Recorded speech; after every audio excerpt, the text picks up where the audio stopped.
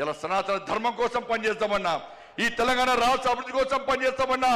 సనాతన ధర్మం లేని భారతీయ జనతా పార్టీ లేదు. అరే 80% హిందువుల కోసం పనిచేసే పార్టీ నా భారతీయ జనతా పార్టీ. మేము ఒక వర్గానికి కొమ్ముగాయం, ఒక వర్గాన్ని వ్యతిరేకించాం. మేము సనాతన ధర్మానికి అడ్డొస్తే, నా ధర్మాన్ని హేళన చేసే ప్రయత్నం చేస్తే, నా సమాజాన్ని చీల్చే ప్రయత్నం చేస్తే ఏ భారతీయ జనతా పార్టీ కార్యకర్త ఊరుకునే ప్రసక్తి లేదు.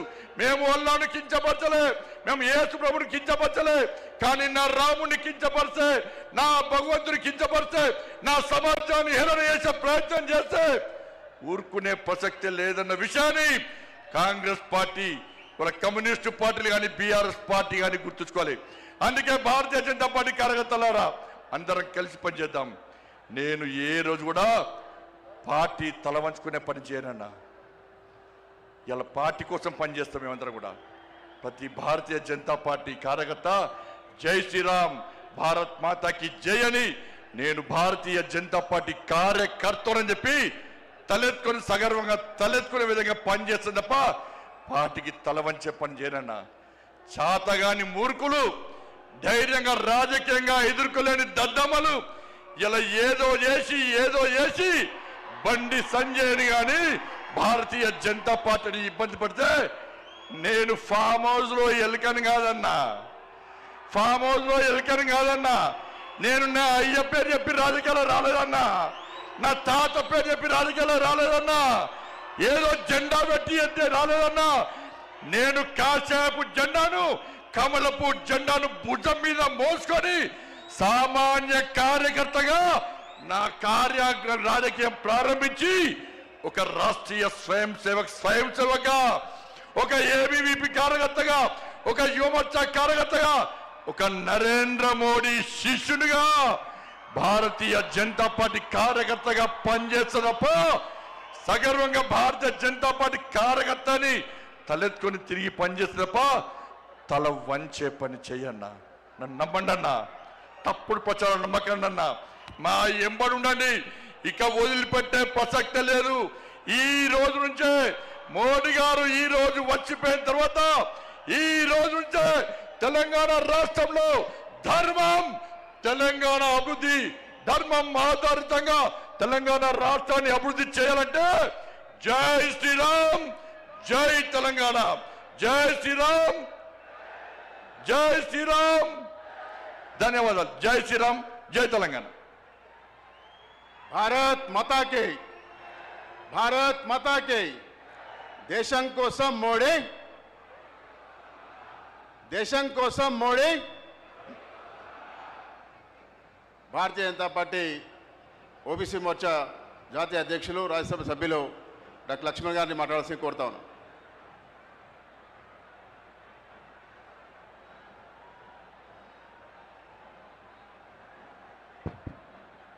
भारत माता की, भारत माता की जय श्री राम, जय श्री राम. नरेंद्र मोदी गारी नायकत्వం, नरेंद्र मोदी गारी नायकत्వం.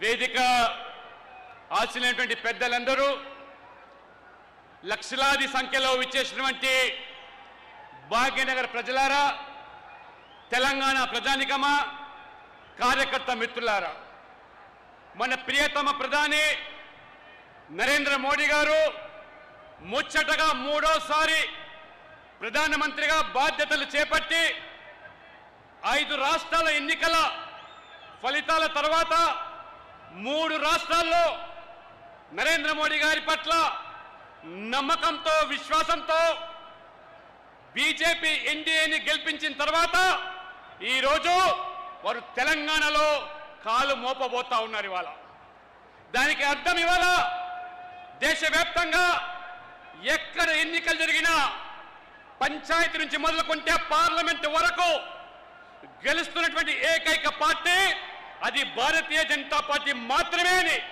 ఇవాళ బెంగాల్ గెలిచాము, అస్సాం గెలిచాము, పుదుచ్చేరిలో గెలిచాము. వై నాట్ తెలంగాణ అనే ఆలోచనతో పిలుపుతో ఇవాళ మోదీ గారు ఈ హైదరాబాదు భాగ్యనగరంలో అడుగు పెడతా ఉన్నారు. ఇవాళ మోదీ గారి యొక్క అభివృద్ధి ఎజెండా మోదీ గారి మంత్రం అంతా కూడా వారు అభివృద్ధి మంత్రమే. మోదీ గారి పట్ల ఉన్న నమ్మకము, విశ్వాసమే ఇవాళ వారిని గెలిపిస్తా ఉన్నది. ఇవాళ గతంలో మనం చూసాం ఈ రాష్ట్రాన్ని 10 సంవత్సరాలు పాలించినటువంటి బీఆర్ఎస్ ఏ రకంగా ఈ తెలంగాణను దోచుకున్నదో, ప్రజలు మార్పు కోసం కాంగ్రెస్ కి అవకాశం ఇస్తే పెనం నుంచి పొయ్యిలో పడ్డట్టుగా ఇద్దరు కూడా కాంగ్రెస్ బీఆర్ఎస్ తోడు దొంగలు మాత్రమే. ఇవాళ గతంలో యూపీఏలో కాంగ్రెస్ బీఆర్ఎస్ కలిసి ఈ దేశాన్ని పాలించారు. ఈ రాష్ట్రంలో 2 పార్టీలు కలిసి పాలన కొనసాగించాయి. కానీ తెలంగాణకి ఇచ్చింది ఏమిటి? ఈ 2 పార్టీలు తెలంగాణ చిప్ప చేతికిస్తే ఇవాళ నరేంద్ర మోడీ గారు చాలా స్పష్టంగా ఒక రైల్వేకు మాత్రమే ఉమ్మడి ఆంధ్రప్రదేశ్ కు 886 కోట్లు ఆనాడు కాంగ్రెస్ బీఆర్ఎస్ కలిసి ఇస్తే ఇవాళ నరేంద్ర మోడీ గారు కేవలం ఆంధ్రప్రదేశ్ కు మాత్రమే 10,000 కోట్లు రైల్వే అభివృద్ధి కోసం ఇచ్చాడు. తెలంగాణ కోసము దాదాపు 5,500 కోట్లు ఇచ్చారంటే నక్కకు నాగలోకి అనుకున్న తేడా. అందుకనే ఇవాళ మోడీ గ్యారంటీ తెలంగాణ అభివృద్ధి.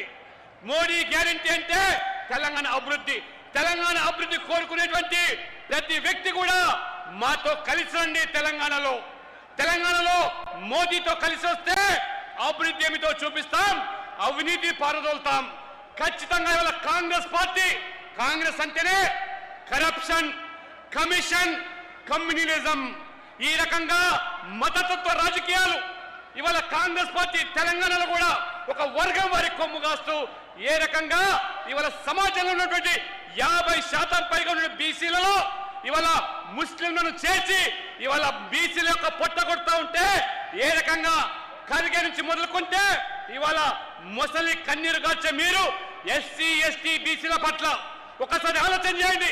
ఈ కాంగ్రెస్ పార్టీ ఇవాళ బీసీ ఎస్సీ ఎస్టీలు మాత్రమే కాదు, మహిళలు చట్టసభలో రావాలని మోదీ గారు పట్టి మహిళా బిల్లు తీసుకొస్తే ఆ మహిళా బిల్లును ఏ రకంగా ఈ పార్టీలని అడ్డుకున్నాయో, ఆ మహిళలు యువకులు అందరూ కలిసి ఇవాళ బెంగాల్లో కాంగ్రెస్ పార్టీని నామరూపాల కింద చేశారు.